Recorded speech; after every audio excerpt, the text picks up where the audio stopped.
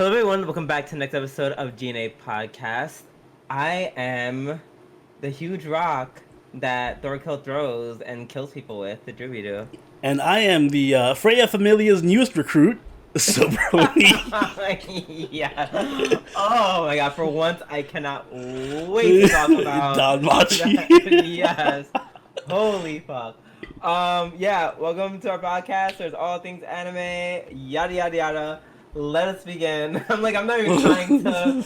I'm trying not even being subtle at this point. Let's go. Vinland Saga, episode 10.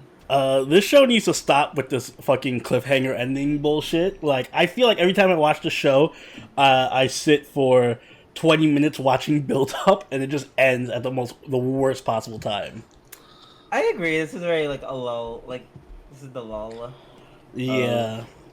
Of the story, or another lull, I should say. Nothing really has happened. I mean, it was cool, and the guy got beheaded at the end, and the guy was like, yeah, and then that squad was like, yeah, we're gonna kill this Thorkel guy ourselves. I mean, there's just enough action in each episode so that even though nothing happens, there's still action there, so it's like, ooh, this is exciting. Yeah, a lot of this episode is very introspective, lots of philosophical questions and yada yada stuff to ponder about, especially for Thorfinn. The whole especially like the beginning dream, which I did not expect to go on for literally forever. Yeah, I was expecting it to be like the little scene before the intro starts, like the 20-second scene or whatever. No, it was like a clean 4 or 5 minutes. Yeah, and Dream made a good point. They're like, hey, you want to go back to like your mom and your sister, like. Nah, I want revenge. Yeah. Excuse me. Also, we get to see a little more of like the prince and like the dilemma with the prince. Basically, that he's like Catholic as fuck. Yeah, he's super Catholic and it's not working out well for him. Yeah. Not working out well for him. He might need to consider a change in his theology. Yeah. Also, I don't like that. Like, not only is he like super Catholic, but he's also like very pretty. Like, I can tell. Even though we didn't see his face, I know it's going to be very pretty. Yeah, he has nice hair. Exactly, and they don't make, this isn't Black Clover. Especially for everyone else in the series that's like realistically like shitty looking hair and stuff. He clearly owns a comb and uses it. Like. I mean, fuck, but do combs even exist at this time? They did for him.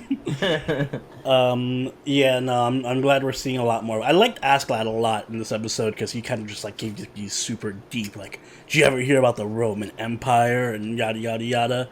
And we're all destined. Like, first off, he super broadcasted, like 50 death flags for Askeladd this episode. Oh, absolutely. He was just like, hey, I'm gonna die eventually. We all die eventually. Yeah, death is a part of life, and like the only thing that could have been worse is if he had been like, I have someone I love back home. My wife, and of course, along with my wife, I have my 3 children. I can't wait to go back and, you know what, let's give up this whole war thing and go back and see my wife and children, guys, one last time. Like, this will be our final battle before we go back to our families. Yeah. So he couldn't ask to die any harder than he did this episode. I'm going to retire from being a pirate. My prediction is Thorkel's gonna kill him, and Thorfinn's gonna just be pissed about that and probably like, now you're my new revenge target because you killed the person I wanted to get revenge on. So I don't think he's gonna die with the Thorkel thing. He'll die soon or eventually, but not from Thorkel. You don't think so? No, I don't think so. Do you think he'll die in some meaningless way, like just shot by a random arrow? All I know is that Thorfinn will not be the one to kill him. For sure, Thorfinn is not going to kill him. It's going to be anybody else in the world. Random grunt with a bow and arrow is going to kill him. Oh my god, it's going to be the kid from Game of Thrones. Oh yeah, he reprises his role here. and then he just looks at Thorfinn and just nods. And then you just hear in the background, Thorfinn. No! And then like as Thorfinn is charging to kill that kid, some other arrow just kills that kid. And he's just like, no! My revenge! Or Thorfinn. No revenge for him. No revenge for you. But somebody got revenge this week. And that somebody is Freya. Ooh, okay, I'm sorry. Time for unpopular opinions. Mm-hmm. Well, it was not my episode of the week. Okay, I can see why. There's no Yeah. You already know where I'm going with them. Sorry. Well, this is my episode of the week, though. Cause... Of course it is. Yeah. Literally, I'm like, I'm sorry. I know everyone's like Hestia, Bestia, blah blah blah. I don't care. I'm sorry. I'm Team Freya. I'm sorry. I'm Team Bad Bitch for life. I'm sorry. She's that smack at the end. It's like literally throwing bitches off buildings. What a fucking mood. Oh my god. She literally was not having it. I love how she just rolled on through, like, not even an episode, just like, whatever, just blow up this whole fucking Ishtar Familia territory, kill everyone here, and I'm gonna smack this bitch off the side of the building. How did she become my favorite character? I didn't even see season 1. This is literally like the 3rd time she's spoken this entire season. And I'm like, nope, she's my favorite. Yeah, no, she is the epitome of bad bitch. She didn't do much in season 1, but every time she shows up, like, she just shows up to do something really fucking bad, and it's like, ooh. Freya's serious business. Fuck it. I almost want her to win. I want her to win. It's okay. It's okay if Freya wins. Sorry, Hestia. She wins, yeah, and then Belle becomes her sex slave question mark. It doesn't matter. I will take Freya over Ishtar. I will say that much. Yes. Yeah, absolutely. Yeah. Ishtar, unfortunately, meets her end as, like, the useless goddess that she is. Womp womp. Across series, taking nothing but the finest of L's. Damn, bitch, you got sent back to heaven. The thing was not fucking around. Jesus. Freya. Also, she got some badass servants. Obviously, Otaro just Hulk smashed the Psycho Toad woman. Oh my god, that was orgasmic. That was even better. How dare you should talk my goddess! Bam! Yeah, no, she absolutely deserved it. It's like one of those things where it's like, you would think that's like an overreaction, but I'm just like, this ugly frog bitch just compare herself to Freya, who is the best bitch ever. Nope. Like, she literally should have her limbs tied to horses and have like them quartered. pulled apart. Yeah. Yes, that's what that means to be quartered, than that, yes. Yeah. You should quarter her, nickel her, dime her, do the whole bag of change at the bitch. Take her to a Coinstar machine pronto. Yeah, right. Oh, yeah, no. Her whole, like, and that one scene, like, it was just a small scene, but, like, when the Amazon attacked Hestia's squad, and, like, this random dude just came and, like, speared her. I'm like, damn, they out here fucking fishing for Ishtar Familia. Yeah, they're like, did we get her? Oh, you're just a nobody. Mind you, casual level 6 just showing through. Oh yeah, Freya's squad is all like level 6 and shit. Like they're clearly the endgame goon squad, over leveled. They're the guys who show up in the raid in Grand Blue and just like one shot to the fucking raid and walk away. Word. Damn, this bitch literally said, all my bodyguards, I don't even need you. I got this. I'm gonna fuck this bitch up myself. She said, let's have this talk woman to woman. At the moment she said that, I was like, oh, she was like, girl, you in trouble. Oh, girl, you in trouble. We need to talk woman to woman real quick. Yeah. Damn, I didn't even know you could literally more or less kill guys. Yeah, I didn't know that either. You can. You can just fucking literally kill them and then just go to heaven. They just go back to heaven and they can't come back ever again. So essentially they're essentially more or less mortal. Yeah. Yeah, pretty much. What's so special about them? They're gods. Yeah, it sucks that the Pleasure District is kind of kaput now. I mean, that ruins a lot of evenings. She literally just said, it was cute. Literally, she's like, it was cute, but like, you touched my plaything, so now I'm gonna have to literally kill everything you know and love, and also you. Those poor cute Amazons. Oh, I hope the cute one is still alive. Which one? Oh, there was like several cute ones. I hope they all live somehow. Me too. No promises, but goddamn, all them slaughtered. They were just wrecked. Absolutely. Hermes also had this whole thing like, oh yes, this was actually my plan. So Well, he was like, "This is kind of my plan." I mean, I didn't think it was gonna be like this crazy. I didn't think it would work this well. Right? I outdid myself here. Yeah, wow, talking about that's about a random, what is it, random happenstance? Yeah.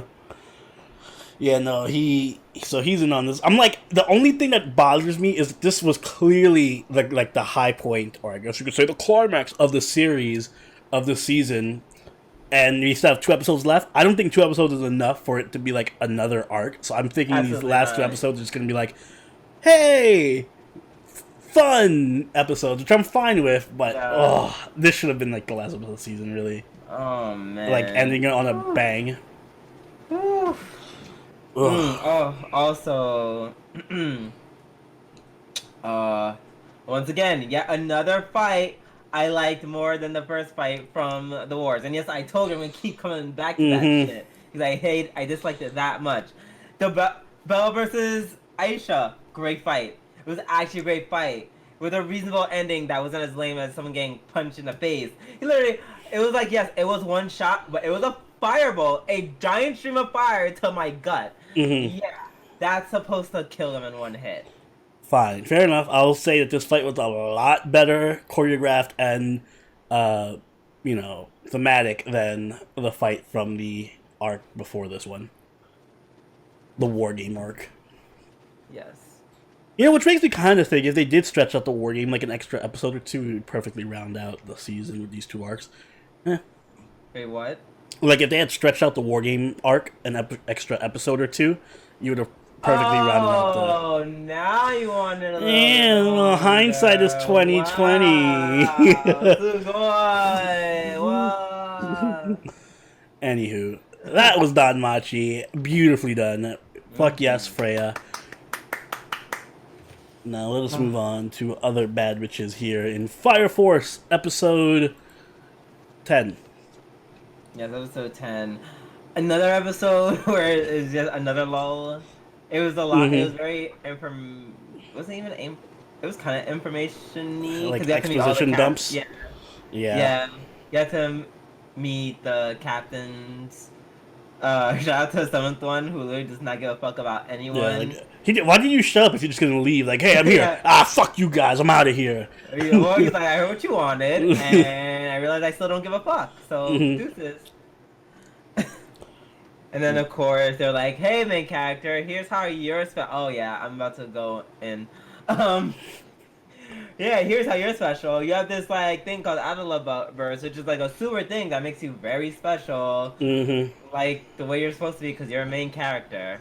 Yeah, my biggest issue with this series so far is just the constant, just like, we're just gonna tell you everything that's happening real quick. Main character, this is your ability and this is why you're special. Also, like, they didn't even bother hiding what his brother was, right? Dude just shows up randomly. Like, let me just tell you where your brother is and who he is and what he's doing. Let me ask you if this sounds familiar. After an awful tragedy, the brother is missing, and surprise, he's also evil as fuck. Does that remind you of anything? Literally any anime at all? Listen, well, in defense of that specific anime, that setup paid off because that Itachi fight was awesome.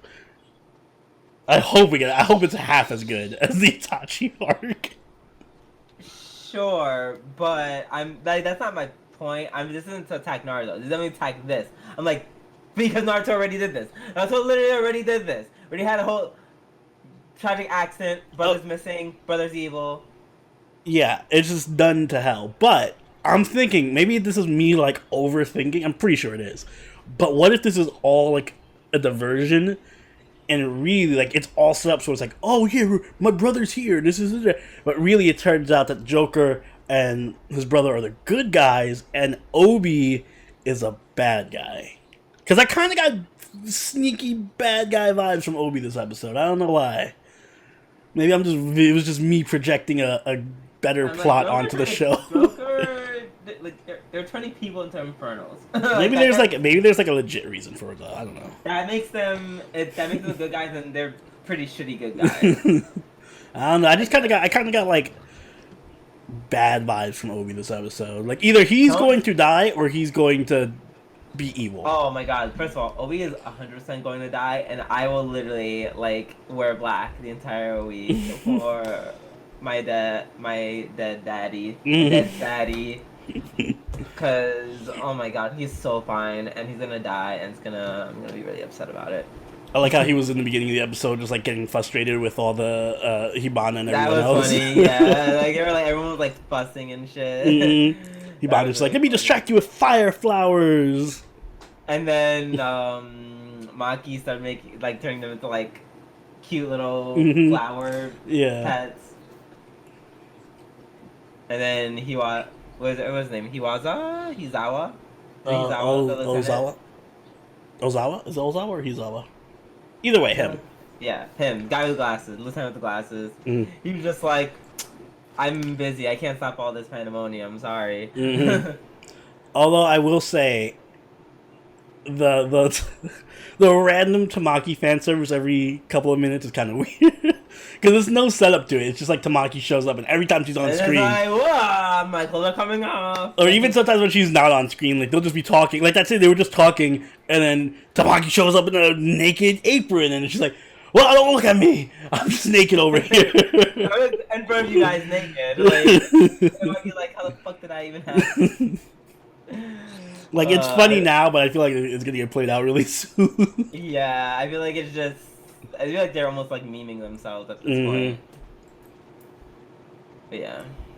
So that was that episode. Anything else to add before we move on? Nah, just basically a setup episode. Yeah. Essentially. Let's move on to Dumbell Nan-Kilo episode 10, 11. 11. Yes, 11. Hi, corrected myself.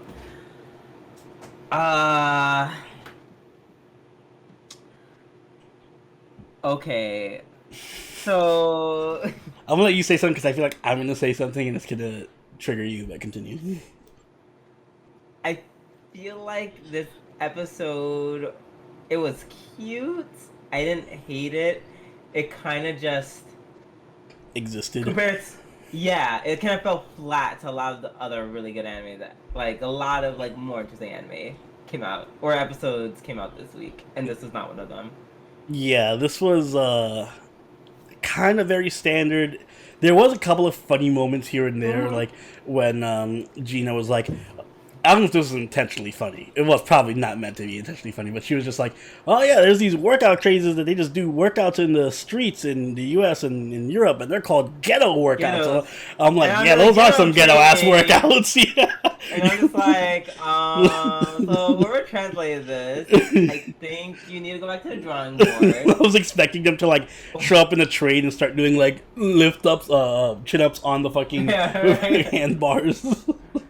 Yeah, whoever did that, we need some training, or getting your ass beat, one or the other. Ghetto workouts. I'm like, really?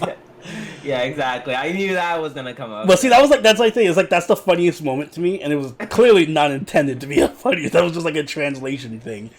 But yeah, no, this is kind of, even when they went back to the old thing with the they were in the idol show or whatever, the TV show at the end. Yeah. I was like, oh, this is gonna be the funniest part. It was just kind of like, they're doing workouts again.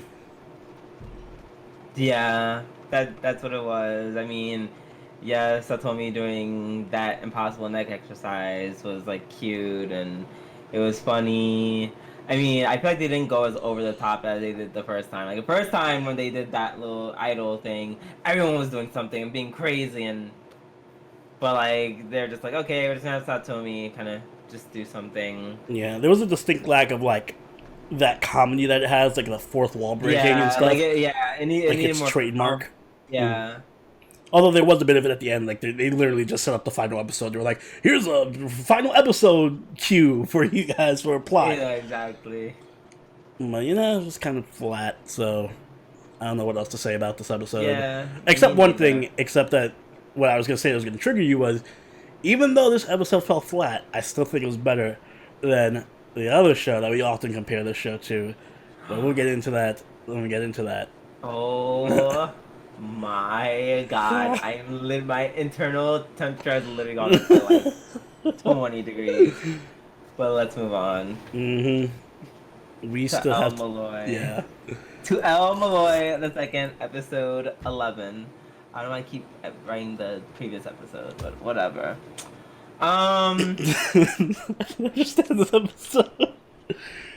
Stuff happened. There was an auction. There was an auction.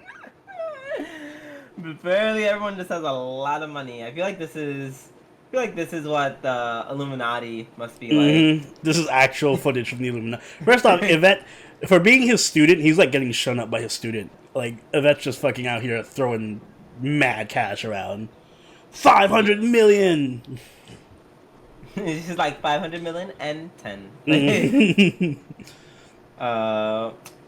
Olga Marie, I guess she's getting better, but like, that's up. smack. Like, That's smack. That I was like, are you reverse serious? slap.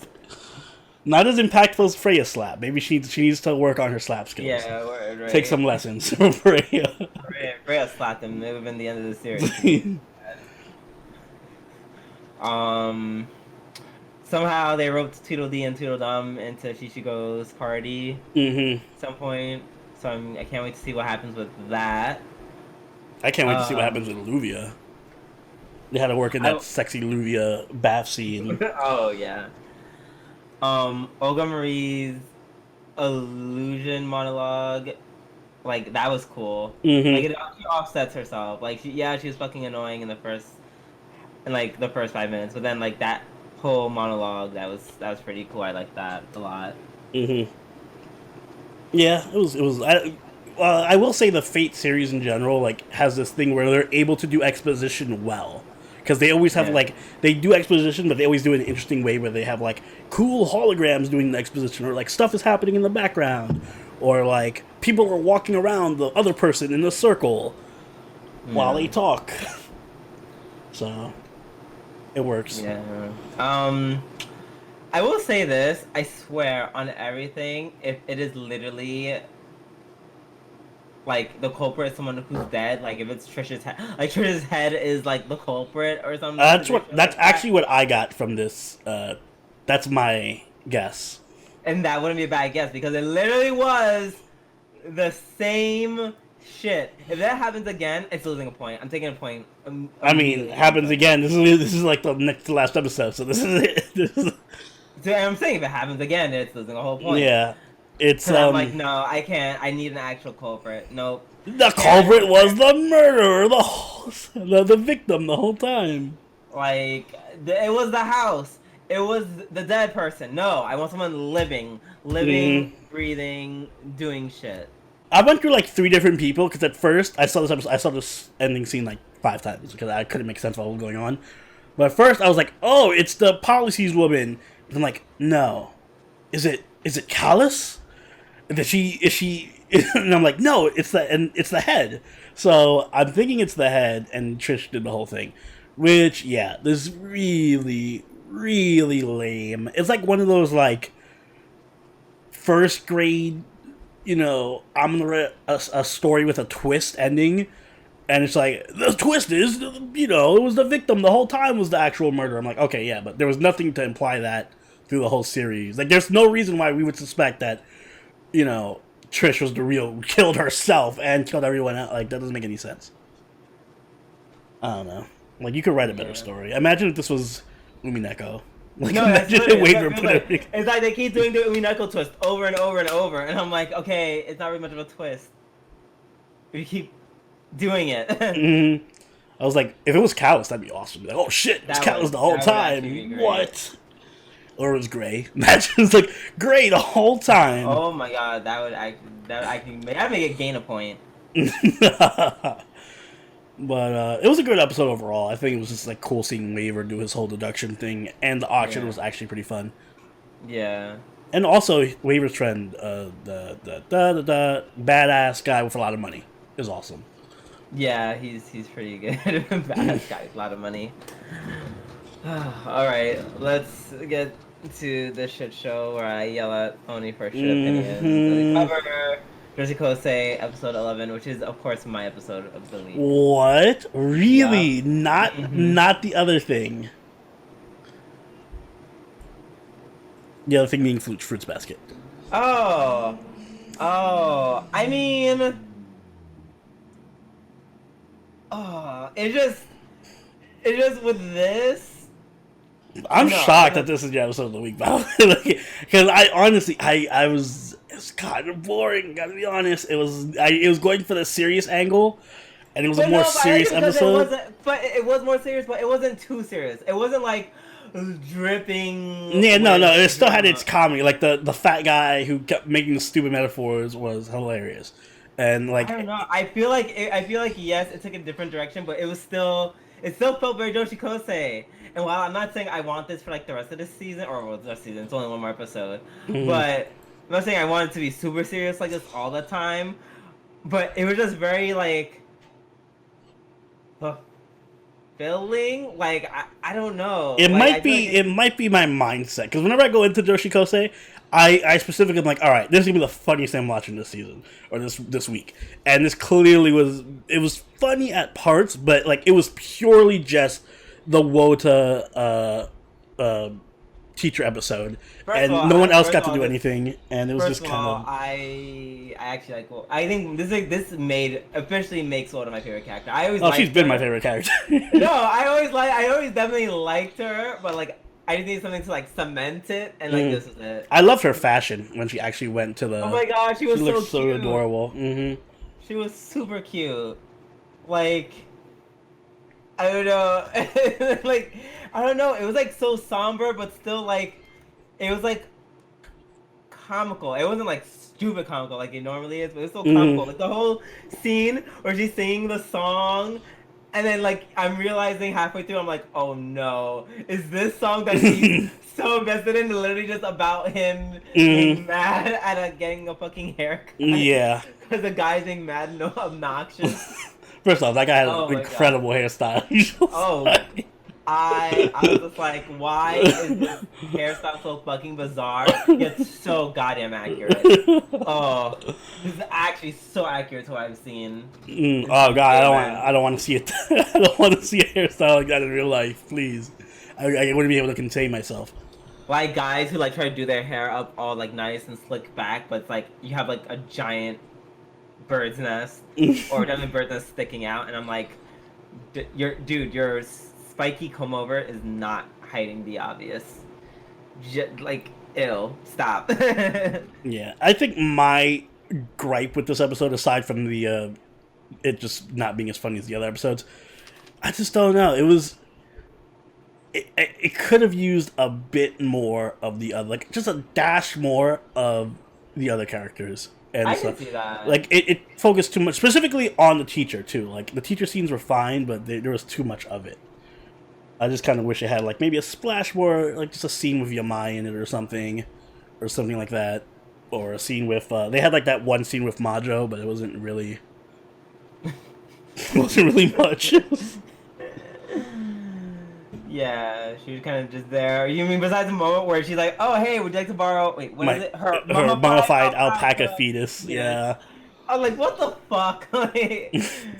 So they still had their moments. Like I said, it still had its moments. It was still a good episode. I think it just wasn't as it wasn't what I was expecting it to be. I don't know. And it caught me off guard, and it was just kind of. I think I liked it because it caught me off guard, and like I feel like they could have made it really cheesy and cheap and like stupid.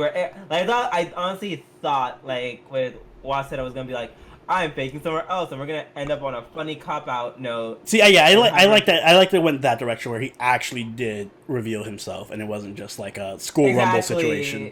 Exactly, and then they like had a bonding moment, and it's like he lived up to his expectations, and she reacted the way I wanted her to react. And I was just like, yes, this is all so well executed. Thank you. Like the satisfaction of it just not being so stupid at the end. That's what made my episode of the week. And I was like, shit, I actually love this. What the fuck? And like she in a way was like, oh, well, I still like she's like dealt with her feelings, but like in a very productive way almost. That she was like, instead of being all like, oh god, I'm like seizure all the time, I'm gonna be all weird and fuck you, like I'm a teenager. Like nah, she's like, I'm gonna be badass and put those feelings into my my mangaka like dreams. I'm better than you. Like use it to motivate her. I was like, oh, like I don't know. It was just so good. It was just so inspirational. I really loved it. Oda is definitely best girl. I will agree with that. All right, let's move on. Let's move on to Carole Tuesday because this was an episode, episode 21. Oh. There's a lot of shit. If last week was a lot of shit, this was even more shit.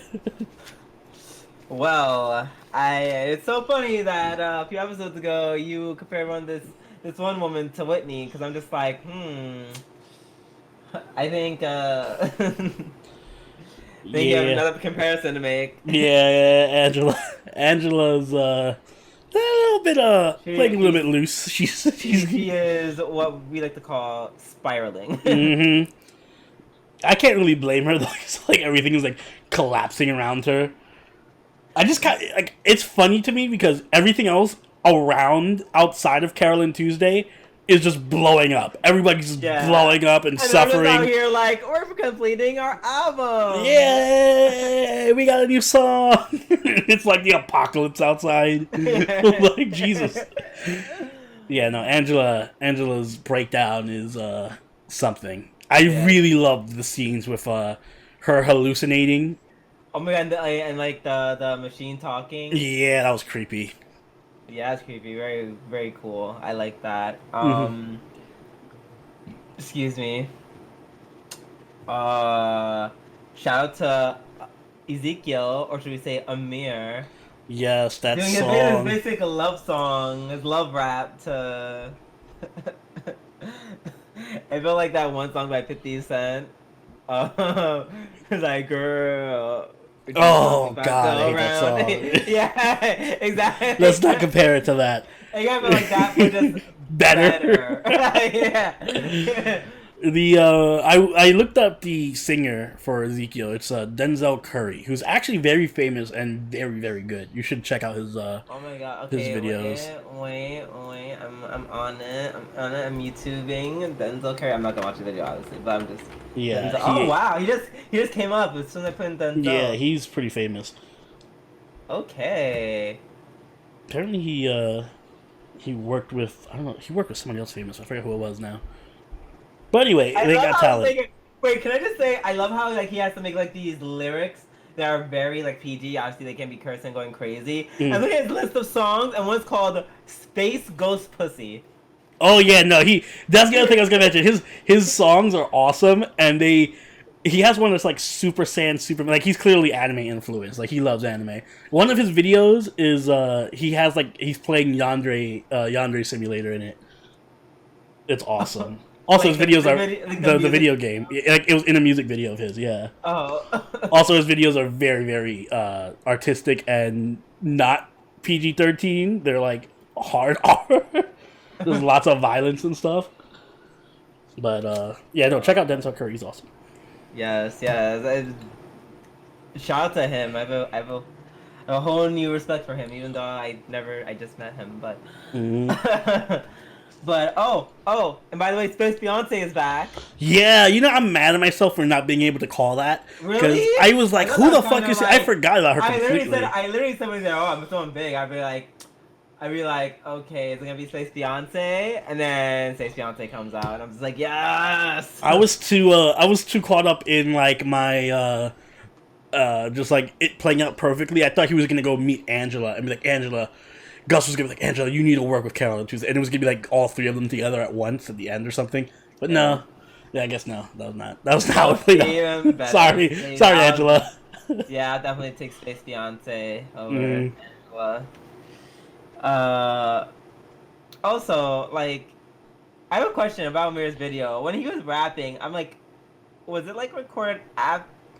Like, was it produced after? Yo, I don't know either. He's like, record this. I'm like, and then he played the song. I'm like, wait, where'd the music come from if he was in a cell? I'm guessing these cops are like tremendously talented and they can like post edit into Okay. chop it up and actually make a legit music video out of him in Yeah. the cell. Also, they like are clearly fans because like how else would they get? Like he literally just said, "Hey cops, can you film me? Yo, like, film me." rapping, Yeah. and then pass on the rap to like, my someone, label. so they can like put in music, post produce the music into it. I will. Onto, like, the That is rapper, the right? most gangster thing of all time. Imagine if you're in jail and you just tell the guards like, "Hey, I'm recording a music video. Bring out your phones." Can you imagine someone records a single from jail? I feel like that's. I almost feel like that's been done before. If I'm someone not sure. knows, let us know in the comments if there's ever been a single recorded in jail. That'd be awesome. Not that we encourage going to jail, but you know, Yeah, it'd still be to awesome. do that. Even if you have a good voice, just. Better to film Also- from the outside. Also, my life goal is kind of to be like Toby. To hear incredible music or something. No, just the beginning where he's just like, we're just like, all right, sing until you die, then come back and then keep making more shit. Right? I'm gonna do some more coke off a stripper's ass, and I'll see you on Tuesday. I'm like, goals. Oh, and the song that they did, I actually legitimately really Yeah, loved. I It think was that's like really one of their good. best. I think it's one of their best songs like to date. Like the harmony and the background piano. It's really, so pretty. It's so nice. It's a very pretty song. I love it. Yes. Alright. Let us move on to our final episode this week, which kind of feels like going to be left by the wayside because it's neither of our episodes of the week, but it could have been. It Fruits could've been. Basket, episode 24. I couldn't make this my favorite just because I love Kyo. I can't do that. Kyo was so... As a straight person, I just want to say that Kyo, I want to hug him and head pat him. As a instantly. gay person, I want to do all that, and then when he turns 18, a little bit more. Did you see when he was in his room and then his teacher showed in and he just had like the biggest smile? I was like, oh. No, fuck it. I'm tying this. I'm taking this to the week. Sorry. You just had to bring that moment up. I was like, all right. I forgot that happened. Yeah. Second episode of the week. I don't care. This is our podcast. I can break the rules. Oh, It was it's broken. so good. Oh my god. It's Sunday. He's literally just like, I can't show you guys how happy I am. And then I'm like, oh my god, I'm so happy you're here, Sensei. Yes. Oh, that was cute. But of course the meat of the episode was the transformation. And this is actually a thing I remember from the original Fruits Basket too. Obviously, I think it was handled way better in this readaptation of it. Yeah. Ooh, this is very gritty. Like, this is slightly darker than I was used to. I was a little, not blown away, but what's the term I'm looking for? Taken aback. Yeah, I was taken aback. Like, especially when like Toru was like chasing after him, and she's like, "Oh wait, I gotta puke." Yeah, I was like, ooh, Toru puking. Kind of not used to seeing that. Yeah, Jesus. Also, Toru getting... I was not expecting Kyo to just, like, fucking This backhand her. Yeah. Jesus. She kind of got Ugh. fucked up. Like, she got sliced in her shoulder. Yeah, which was conveniently hidden, like, at the end of the episode, Mhm. but when it happened, she definitely was, like, bleeding from, like, a deep scratch. She needs to wound. check if she got, like, sepsis or something, because she was bleeding. She has an open wound in that dirty-ass Tossed in the water. mud, Yeah, yeah. nah, you need to check that out. You ain't playing Oh, games. God. Serious business. And you think a cold is bad. You think a Japanese cold is bad, Toru? That's a Japanese infection. Yeah, so it's 20 times, or you might have to amputate your shoulder. Take out the whole arm. But I don't understand why Kyo looks like that. I mean, I guess because they just want to make him look as grotesque as possible. But Yeah, they're like, he's a cat. I'm like, I feel like that's not fair to the cat spirit. Like, why does the cat spirit Yeah. look like an actual demon? Fucking like, nothing like a cat. Even I don't like cats like that, and I thought that was like a bit excessive. But, yo, if Yuki turns into something, it better be the most fucking ugly shit rat I've ever seen in my life. Don't do Kyo dirty like this. Unfortunately, I don't think so. I think, No, of I course, think it's only just the best Kyo, way. yeah. That's the best way to go through the most shit. because why the fuck not? But it was okay because he got held, like, the hug, and then he's, like, turned into a cat and just being held in her arms. I really wish he went for the kiss. I wish it was a kiss at the end. So I thought it was going to be a kiss, too. Mm-hmm. I'm just like, oh, God, I love it. I kind of... Well, yeah, go ahead. I was just going to say, can we just talk about, like, the adults in the show are fucking trash. I was literally going to say that. So they are literally just they're all garbage. Like, why are you guys doing such fucking crazy manipulation of, like, all these children? Why would you just rip off his, like, seal like that? And not even warning Toru, like, hey, Toru, I have to see you tonight. You're gonna see, I'm gonna remove his I don't know, yokai bracelet or something. And he's gonna look kind of ugly, so brace yourself for that. Nope! No, just quick, manipulate her to walk in at the same time I remove his bracelet. Yes, we got these 15, 16-year-olds right where we want them.